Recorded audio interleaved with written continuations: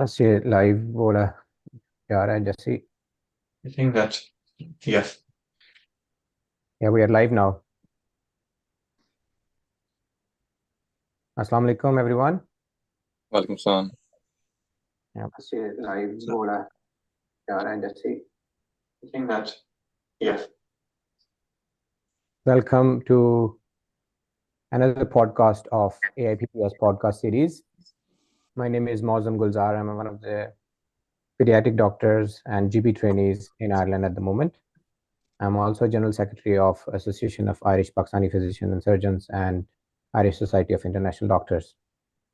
We have our esteemed guest with us, Dr. Liqa Rehman is a Vice President of Association of Irish Pakistani Physicians and Surgeons Ireland and President of and founder of Irish Society of International Doctors. Under the umbrella of ISID and AIPPS, we have achieved a lot of milestones, huge milestones, including fast track STEM 4, which allowed doctors to get 2 years of STEM 4 after 2 years, and allowed doctors to apply for BST training, even being on general division of IMC registration, which was not like this before. Without wasting much time, I would introduce our other speaker, a very important speaker and very talented speaker, Dr. Awais Alam, who was able to secure GP training program of ICGP, the formal training program in Ireland, while being in Pakistan. This is a huge milestone. As we all know that sometimes people believe that you should need STEM 4 to get the training, or there's a less chance in STEM 1, while we have Awais here with us, who didn't have any STEM when he applied for GP training last year, and he was in Pakistan. So I would start with Awais. Just before that, I will ask Liqa Rehman to say a few words, and then we'll start our formal talk on how to apply and what is the procedure of ICGP GP training program. Dr. Liqa. Thank you so much, Dr. Moazzam and Dr. Awais. Um, I hope that you guys hear me. Uh, okay, is that fine? Yes, thank you. Thank you so much. Um, so for your nice words, for your kind words, and for all the achievements that you have mentioned. 6, 7 years hard work that we have been doing for international doctors to progress their career, family, and social stability in Irish health system. And we have achieved almost all the milestones, and now it is full-fledged package for the international doctors in the Irish health system. Whoever comes here have plenty of training opportunities through formal training pathway, through non-formal training pathway. So today's topic is special, as Dr. Moazzam mentioned already, that GP training, and it is a proper core training program. And there are two things that we are going to discuss. My colleague, Dr. Awais, I will say that you could have never imagined few years ago that you would be sitting in Pakistan and applying a training here and get it here. You could never imagine few years before. Once all these amendments were made because of our hard work and because of our efforts. So that's why he's going to share this important piece of experience. One thing to be mentioned here, I got an email from the ICGP today that the training applications, they have given the format now. I think 4th of October, the program is opening, and 31st of October, something around that multiple choice questions exam they are going to take. So you have almost a month left for the start of the training application. So that's why this session it would be very important. On the top of that, I'll be discussing a few things on the rural GP program, which is a bit separate from the training applications. It is ongoing applications since the end of this year. Anytime you can apply, I will speak on that. So I'll hand over to back to Dr. Moazzam for Dr. Abbas. Thank you so much, Dr. Liqa. And Dr. Awais Alam, I would say, if you don't mind introducing yourself first and tell us about yourself, what you were doing and how did you apply, and then we will start your presentation. Sure. Assalamu alaikum and a very good evening to all. First and foremost, I would like to thank you for having me here and giving me this opportunity to share my journey. Like Dr. Liqa Rehman said, that if you look back 7 or 10 years ago, you would hardly see any international medical graduates getting into GP training. But there's no doubt that GP training has been a very hot topic recently, and there has been a very increasing trend of international medical graduates coming into GP training, especially from Pakistan, because of multiple of reasons. So, what are the processes and steps to apply for GP training? How does the exam look like? What are the resources that you can use, and what does the interview look like? Are some of the things that I'm going to try and discuss during my presentation here. But before this, I would like to give a very brief introduction about myself, because I think that my journey might resonate with a lot of people who are planning to apply for GP training, especially if you're in Pakistan and you're thinking of applying for GP training. So I graduated in the year 2021 from Liqa University Jamshoro, Pakistan, and I did my 1-year compulsory internship from Civil Hospital, Hyderabad. After that, I was in Pakistan for about an year and 6 months, during which I was applying for my IMC registration, and meanwhile, I was also doing exams like FLAB, and I got my GMC registration. So as for GP training, I applied for GP training last year in 2023 for the 2024 program. I was in Pakistan. I did not have any visa. I did not have prior much experience clinically as well. All I did is that I went to the ICTP website, I read through the prospectus, and through some of the links, I joined multiple groups in Ireland who were guiding about the GP training, and I was very lucky enough to secure a position. And at the moment, I am a first-year GP training SHO in Donegal scheme, and I'm working in the ED department. So we'll get into the process of applying to GP training, and I would like to share my screen and a very brief presentation that I prepared for this program. Yeah.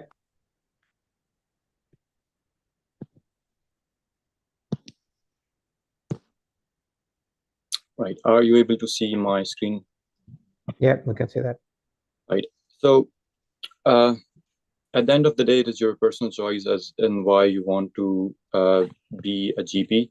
But GP training comes with its own benefits if you look at the career and financial security, or if you think about the work-life balance or clinical variety, or in the area of the choice of where you want to live.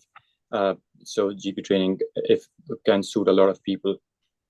Just an overview of this training program. This is a 4-year training program, which is divided into 2 areas. The first 2 years are hospital-based, where you'll have your rotations in departments like pediatrics, emergency, ops, and gynae medicine. And the next 2 years will be based in your general practices with your trainer.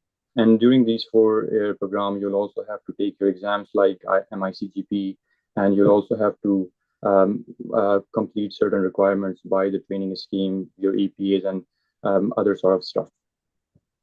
So I have taken all this from the last year prospectus, and this year's prospectus is not published yet, but we assume that it will be more or less similar to that of last year. So if you're willing to apply for GP training, the first step would be an online application, which is fairly simple. You go to icgp.ie and you apply for your registration. It's a very simple application with your details and some of your credentials, and you apply for it, and then you pay a fee. After this, you will move to your second step, which is one of the most important steps. It is basically an online exam, which consists of 2 parts, situational judgment test and your clinical test. We will talk more about how this exam looks like and what are some of the things that you can do to prepare for this exam later in the podcast. If you pass this exam, you will then be required to provide certain other documents, which will basically be your eligibility criteria and also your English proficiency documents. I would also talk about who are the people who are eligible and the English language requirements as well. After you pass your exam, you will be shortlisted for the interview. Uh, I am not exactly sure about the number of seats this year. They can vary uh, from that of last year. And when you have passed your exam, you will also be required to provide your references, which will be two consultants. One of the consultants should be your latest consultant, and the other consultant can be any from your previous clinical rotations. And you have to provide these references in a specific form, which is called the BST references form. And you just have to sign your consent and provide your references, and then you move to the interview. Interviews usually take place during late January or early February. If you manage to pass your interview, you will receive an email that you have passed your interview, and you will be offered to select your schemes. There are 13 different schemes in Ireland, and you can choose the schemes based on whatever suits you. And after you select your scheme, there will be offers made according to your rank and your score. Usually, there are 3 rounds of offer. Some people would get the offers in the first round. I was very lucky enough that I got my offer in the first round. Uh, if you get an offer, you have two choices: either to take the offer or you refuse the offer if it's not your the offer of your choice. But there is no guarantee that you will receive any further offers if you refuse your first one. So this is the general framework of how the induction process works, and it is very uh, clear and very simple. And you can find this in the prospectus in the ICGP website. Moving to the eligibility criteria. So this is again something that I got from the ICGP website. Most of us would fall in category C here, or maybe category D. So if you are in general or trainee division, you are eligible to apply for the ICGP uh, program. There's a question that is asked by a lot of people about the 9-month uh, intern internship or clinical criteria. So if you have done your internship or your house job, that covers that criteria, and you don't need any further clinical um, experience in order to apply for the ICGP. But even if you after this, even if you are confused about your eligibility criteria, you can always email ICGP, and they are very helpful, and they would guide you regarding your eligibility. So uh, I would just walk through this criteria. So if you're a graduate from Ireland and you have your internship completed by the end of July, you are eligible. If you are in general or trainee specialist, or if you were in general or trainee specialist division, you are eligible. And if you have your qualifications from any of the countries that are mentioned here, then also you're eligible to apply for your ICGP. Moving to the English language criteria. So uh, from most of us, if you're already working in Ireland, you are eligible to apply for ICGP. All you have to do is you have to give them a copy of your IELTS or OET that you used to secure your first job, and then details of your clinical experience. If you're in Pakistan like me, then you'll have to have a valid IELTS, and that should be within the last 2 years, and valid IELTS or OET. And as you all know, the required bands for IELTS would be 7 overall and 6.5 in each category. And in terms of OET, it will be grade B and overall and grade B also in each of the disciplines. So that's also something that a lot of people ask about. So if you're in Pakistan, you have to have a valid IELTS or OET. But if you're already in Ireland, then your IELTS or OET will be valid. And if you have your graduation from any of the countries mentioned, then obviously you do not need your English proficiency criteria evidence. This again can be found on the ICGP website, and if you have any uh, confusion, you can always email them. This is a rough division of the schemes. We have 13 schemes, and they are West Region, Dublin North, South Region, and Dublin South. So the choice of region will depend on what suits you. If you're already in Ireland, you might want to choose uh, the scheme that you're already working in, or if you have a family in certain scheme. But because I was coming from Pakistan and I did not have much idea about any of the schemes, I did not focus much, and to be honest, I do not even remember what schemes I chose and what was my preferences. All right. So coming to the exam, the situational judgment test, the online exam consists of two parts: the situational judgment test and the clinical part. The situational judgment test would roughly have about 40 questions, and you will have approximately 2 minutes to answer each question. And the clinical questions would usually be 20, and you will roughly have 1 minute to answer each questions. In the situational judgment test, there will be two kinds of questions. In one of the questions, there will be 8 options, and you'll have to pick the correct three or the best three. And in another of the questions, you'll have 5 options, and you'll have to rank them from 1 to 5, 1 being the best and 5 being the worst. The questions would usually come from things like problem with a colleague, or patient refusing a treatment, or a difficult patient, or a medical error, or counseling, things like these. There are multiple resources out there that people use to prepare for the exam. Personally, I use the first resource here, which is an SJT by Matt Green. You can find this book online as well. There are other resources as well that I have heard from different colleagues who have used it. So you can use eMedica, you can use Oxford Notes, you can use MRSA UK past model exams or model papers. There's also another book that some of the colleagues use. It's called SCT by Umar Taha. Some people would also use Past Medicine.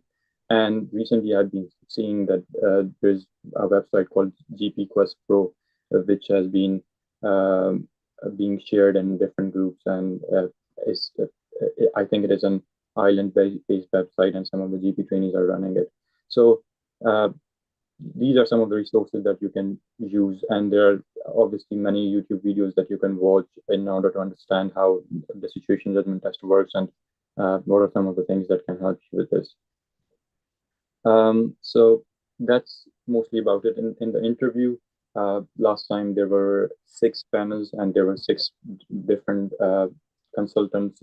Basically, you had 2 minutes to read a question, and then 5 minutes to answer the questions. Again, the questions would be questions like breaking bad news, patient refusing treatment, problem with the colleague, or counseling about something, or medical error, things like these. So again, you can prepare for these through different areas, through different YouTube channels, through different websites. I would just say that try to make an structure about everything, because you have 5 minutes to speak, and that could be very long. So try to also mention all the minor things, and try to cover as much as you can. So yes, so this is a brief framework of how ICGP induction works. We did not delve much into how the exam looks like and how you can prepare for this, but this is how it works. Perfect. Thank you so much, Awais, for a detailed review. And could I just quickly ask, what do you think? What was the main thing that helped you in the test? We'll come to the interview later on, but what helped you the most in the test? So I think I have met different people, and some people use a lot of different resources, and that can confuse sometimes, because sometimes you will also find resources contradicting each other. As compared to me, I just stuck to 1 or 2 resources, and I tried to stick to them. And also I was trying to solve as much questions as I can, as you know, they say that the best way to prepare for something is to solve as many questions as you can. So I was also trying to solve many questions, and I was also trying to make my notes. So for example, during the course of me solving these questions, I made certain rules for myself. For example, whatever happens, the patient safety will always come first. So let's say you have a case where you made a medical error or given a wrong drug to a patient. You would not think about how this happened, or organizing a program to prevent these errors. The first thing you would think about is patient safety and stop that drug. And again, the next thing would not again be organizing a program or finding out who did this. The next thing would be preventing any further breach. So, for example, looking for side effects, or if the drug was supposed to be given to some other patient, you have to first focus on this, and then you will go to things like incident form and trying to investigate. So try to make these rules for yourself, try to make your notes, and during the situation judgment test, always follow these rules. And also in the situation judgment test, sometimes there will be options that will be very, very inappropriate. So one of the approaches you can do is first exclude those options and then just look for the options that can make sense and try to rank them. Perfect, brilliant. And that's the test part. And as you said, that there are lots of different MCQ banks and online subscriptions and stuff. So just for the viewers and for the record, we don't recommend any one particular. It's you can shop around and you can get reviews from different people. Awais have already mentioned a few names, and there might be others which we don't have the names handy at the moment. But we would recommend that people should research on them on the internet, or we just ask around the different people who, especially who just joined the GP training this year. So they were the most recent ones who went through the test and everything.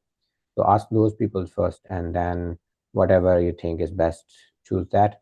So then, Awais, how did you prepare for the? Sorry. Yeah. I would just like to add that whatever I have discussed is based on previous year's induction process.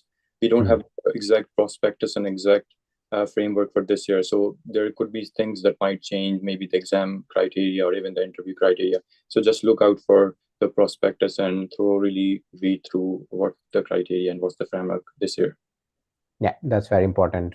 Thank you so much, Awais, for that. And the interviews, I know there are some online interview prep courses as well. Awais, did you attend any of them, or there was something else which helped you? I did not attend or take any of the online or paid courses. For interview, I just prepared from different YouTube web videos, and I also made a structure for myself. For example, I made different structures for maybe breaking bad news, problem with a colleague, medical error, counseling stations, and things like these. So obviously the structure might not fall and not fit in every of the questions, but if you have a structure, you can at least have a basis and you know what to talk about. Some of the other things that they ask in the interview would be current issues that the GPs are facing. So if you go to the ICGP and you can look at some of the forums, or some of the recent papers that they have published, you can have an overview of what are some of the issues that the ICGP is facing. And there are certain questions about yourself as well. So why do you want to be a GP, or what are the qualities that will make you a good GP, are some of the questions that can be asked. So also prepare a very good introduction and a very convincing one.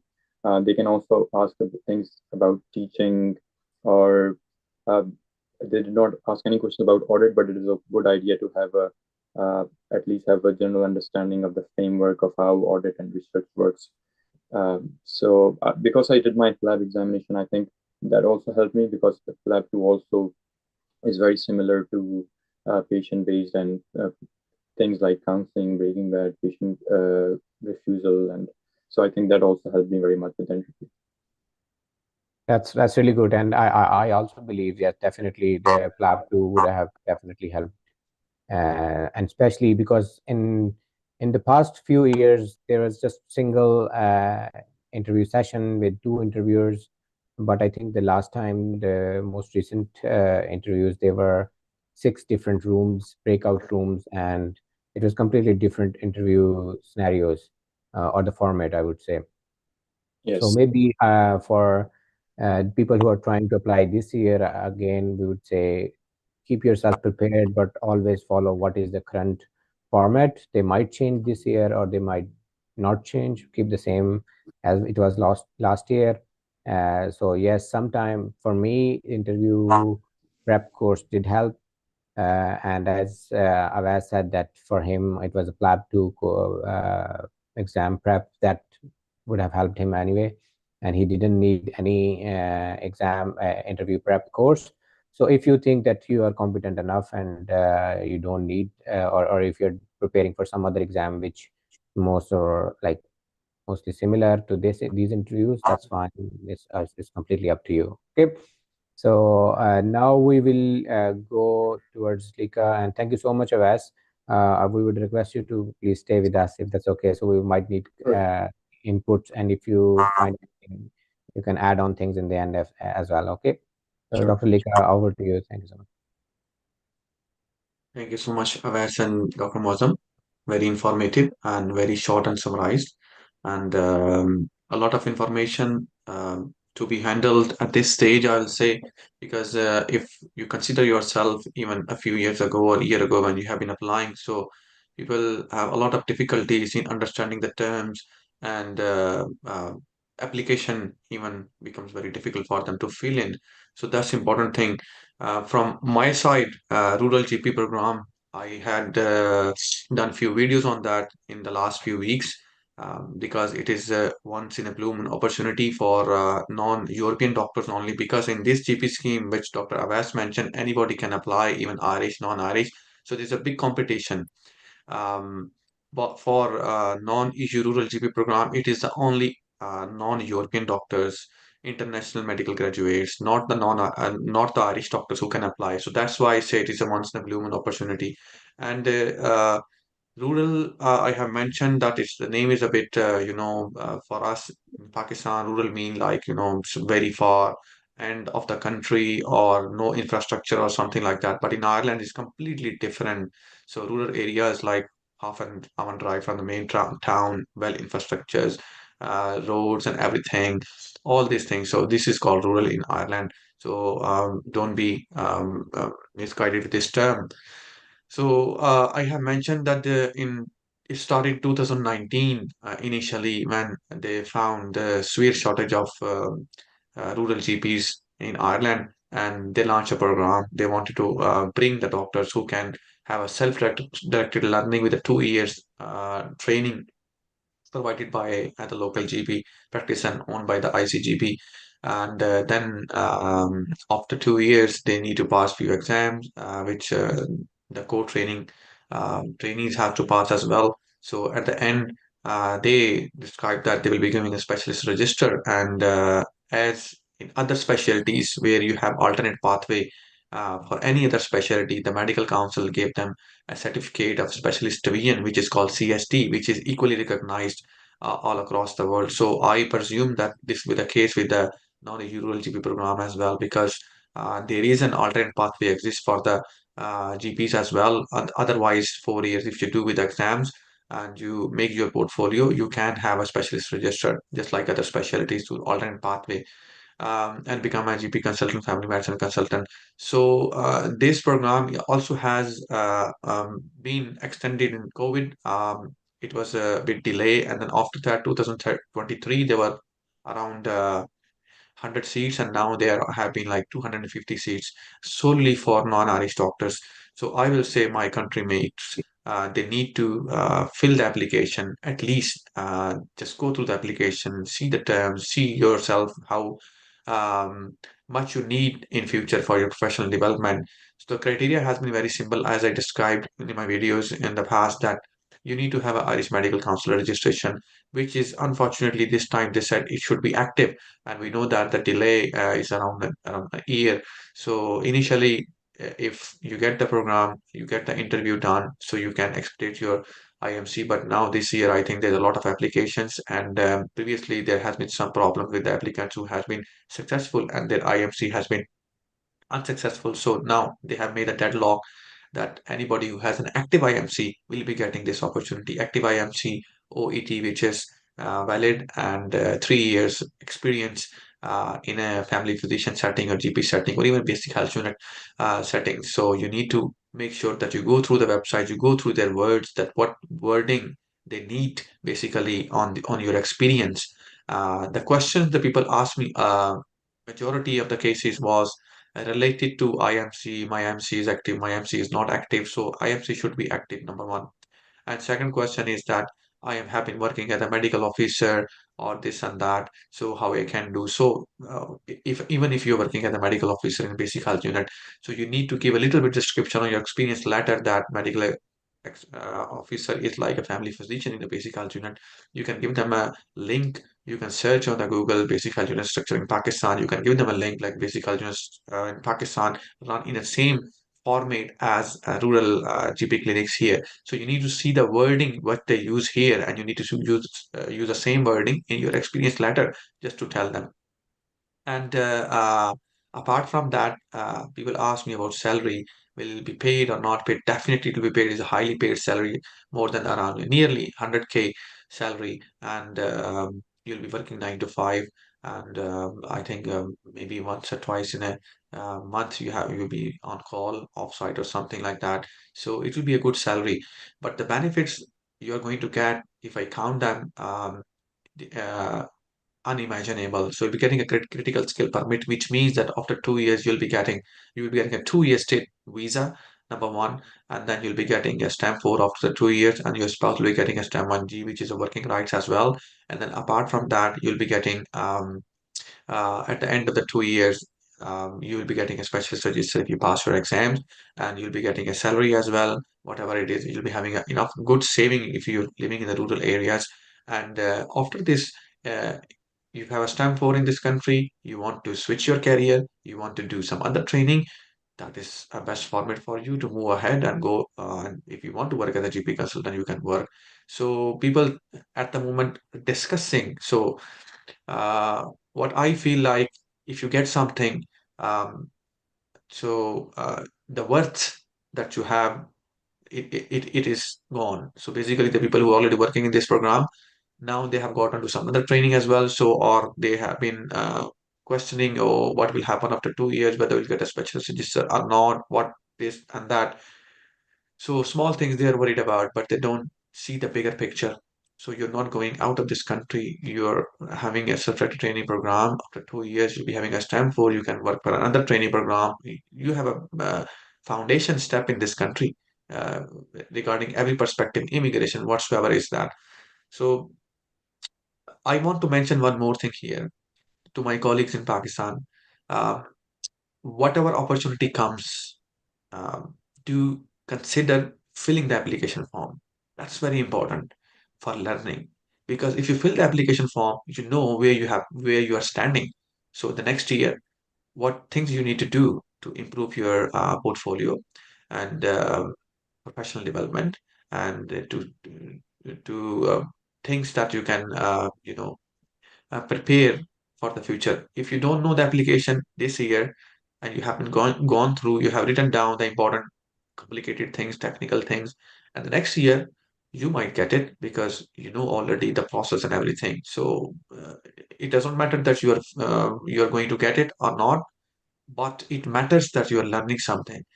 The question material, Dr. Abbas has mentioned different things, different, you know, websites or other people who give you the question banks. I will say that even if you're successful or unsuccessful, go through all these questions. They are very important for your learning, especially situational judgment, professional dilemma questions. And one thing I'm going to tell you, uh, you need to have a multiple options if you're targeting some goal. So use multiple ways to reach that goal. So the GP program here and GP program in the parallel health system, which is a UK. So the preparation is same. So if you're doing a PLAB or you're doing a membership exam, you're going to get a GMC. Along with that, you have an opportunity to apply for a UK GP program, which have nearly more than 4,000 seats, and you can easily, and there is no nationality discrimination. In Ireland, you need to have a stamp for to have a priority to get a GP. But in UK, so whichever part of the world you are, there is no interview. It's just a question based MSRA, multi-system recruitment. So MSRA is the exam that is there. And if you pass that exam, you can easily get that training in UK as well. And that's easy to get. I have gotten 2 times by sitting in Ireland, just passing exam. There was no interview. In COVID, they have stopped taking interviews. But in Ireland now they have introduced the interview as well.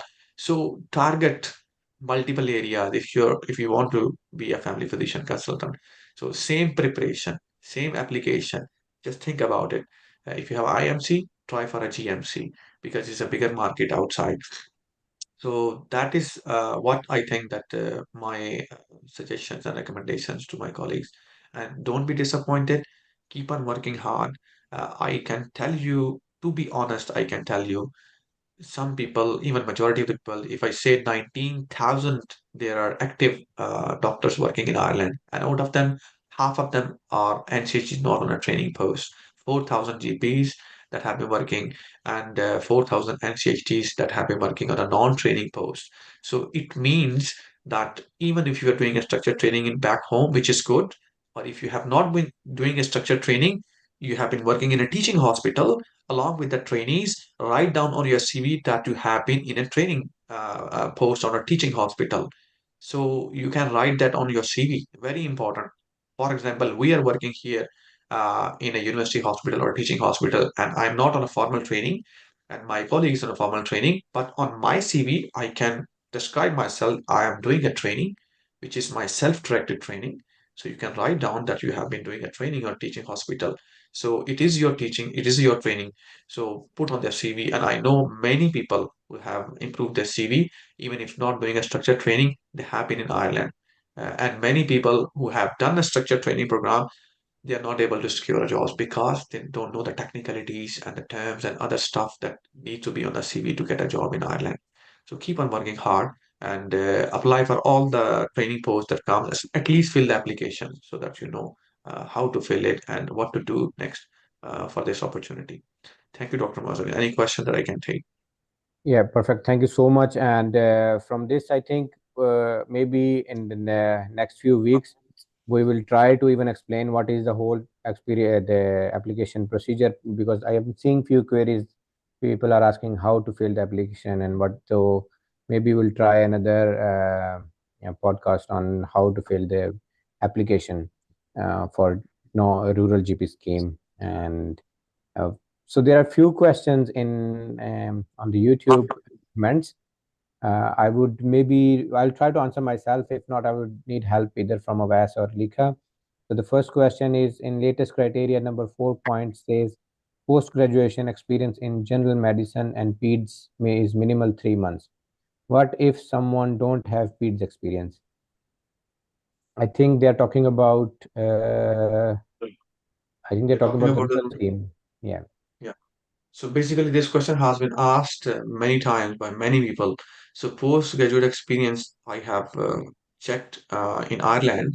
So internship experience is considered postgraduate experience in Ireland. If you have done internship 3 months internal medicine, which I presume that most of the people have done general medicine internship 3 months, and 3 months usually people do PEDS as well, that will be sufficient to qualify for that one of the criteria for the non-rural GP program. But in case if you haven't done a pediatrics, so even if you have done a private clinic, 3 months pediatric experience certificate, they don't need a training experience, they don't need a teaching experience, they need a 3 months sole attachment of a pediatric experience.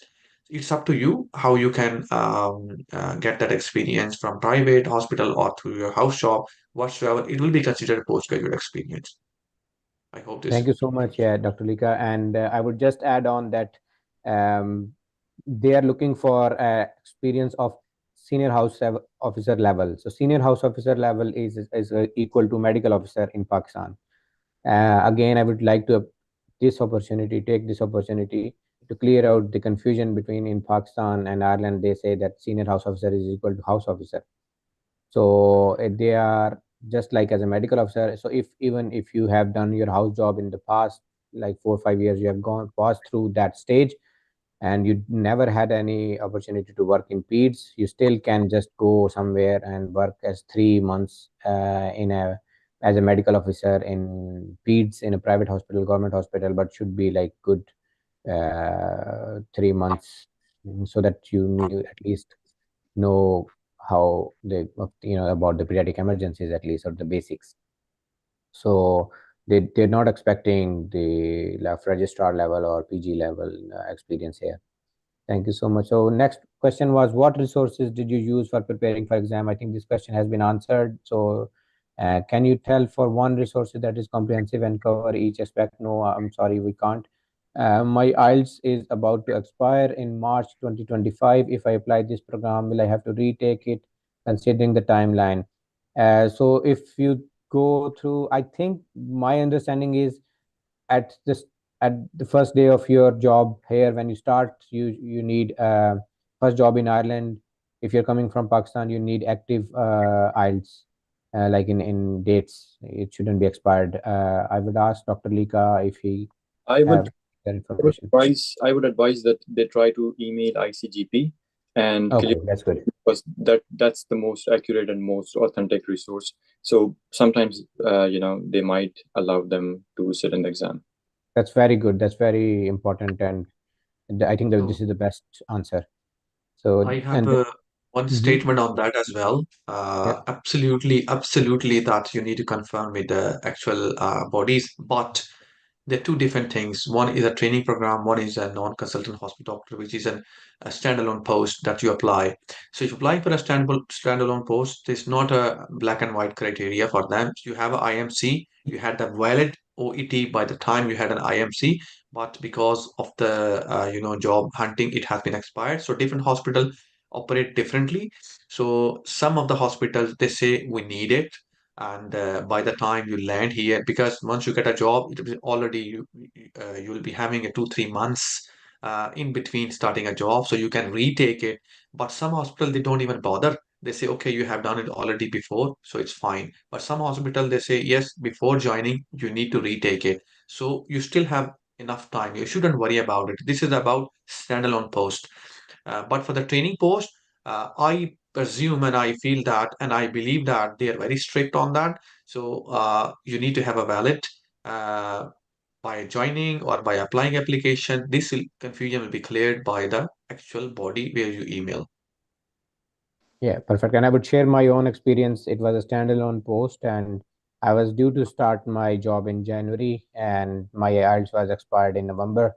So I reset in December. So, and I actually asked the hospital HR at that time, and they asked me to reset. So, as Dr. Lika said that, and Dr. Awais said, always contact the body.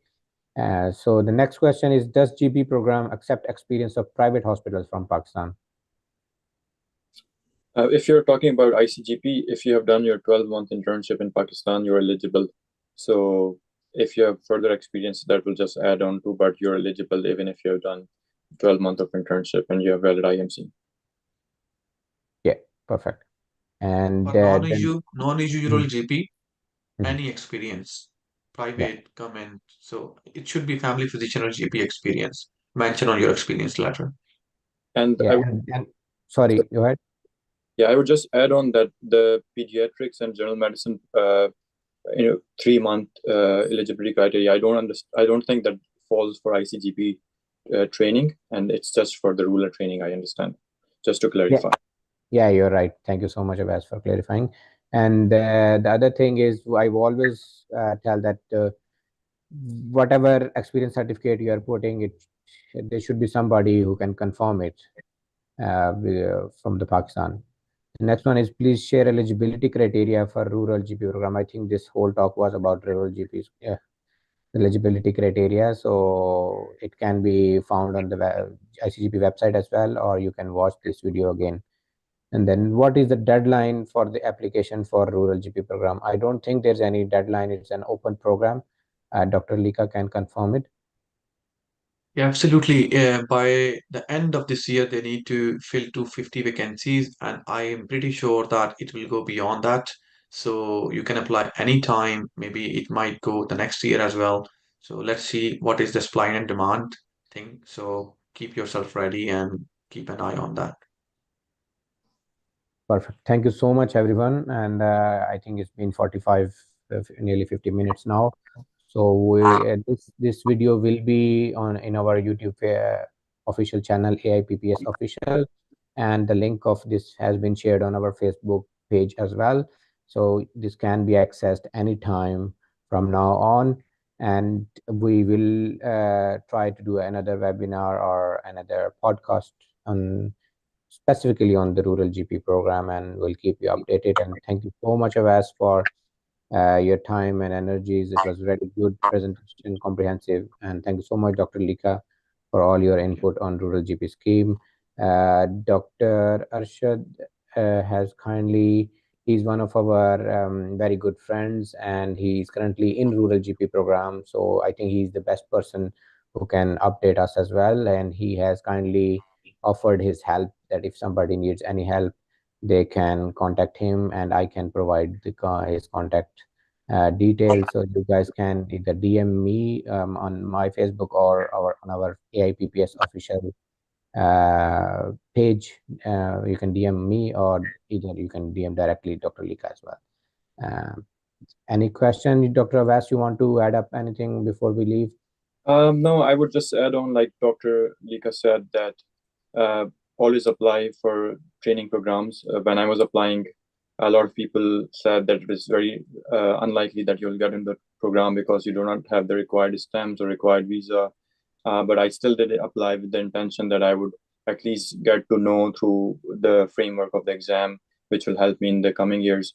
But I was lucky enough to get into the program. So in the recent, and it's not just me, I know other people as well who were in the island very recently or had very few experience and then got into the training program. So I think this podcast is also to encourage all the people to apply for the GP training if that's something you want to do. Brilliant. Thank you so much. Dr. Liqa, you want to add up anything before we leave? I think thank you so much. Keep in touch. I will say we are working hard for you guys, especially we are going to working on the CPSP program difficulty, the challenges people are facing. So we want our country mates, our fellows to help as much as we can to build up your portfolio, to build your professional development, being in your country, to how to make a CV, job hunting. Then the effort is yours and effort is in your hand. Keep on doing effort. And Allah has decided where your provision, your risk is. Your effort will work, and Allah will decide where you want to come and where's good for you. Believe in Allah, trust in Allah, inshallah. So, our job is to guide you and help you, and we'll keep on doing that, inshallah. Perfect. Thank you so much, everyone. And if you can share it to others as well, and because we are bringing other podcasts, especially on medical BST training program, basic specialty training in internal medicine. Our next podcast series will be on that, and then we will also arrange on the rural GP program and internal emergency medicine as well. So stay tuned. Subscribe our YouTube channel and like our Facebook page, and we'll get back to you soon.